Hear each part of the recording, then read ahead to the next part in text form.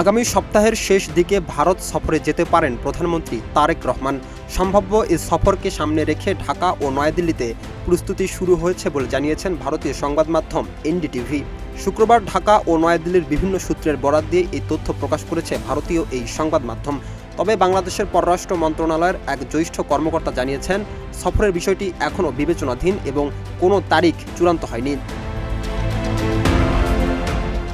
সফরটি চূড়ান্ত হলে প্রধানমন্ত্রী হিসেবে দায়িত্ব নেওয়ার পর এটি হবে তারেক রহমানের প্রথম ভারত সফর।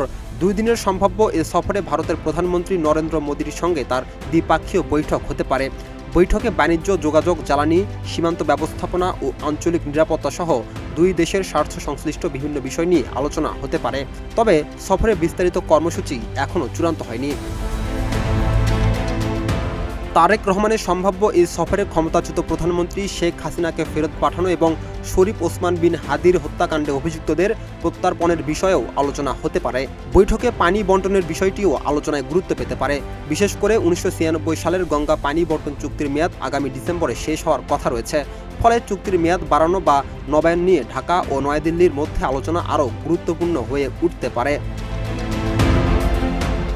ফেব্রুয়ারিতে প্রধানমন্ত্রী হিসেবে দায়িত্ব নেওয়ার পর তারেক রহমানকে ভারত সফরের আমন্ত্রণ জানিয়েছিল নয়াদিল্লি।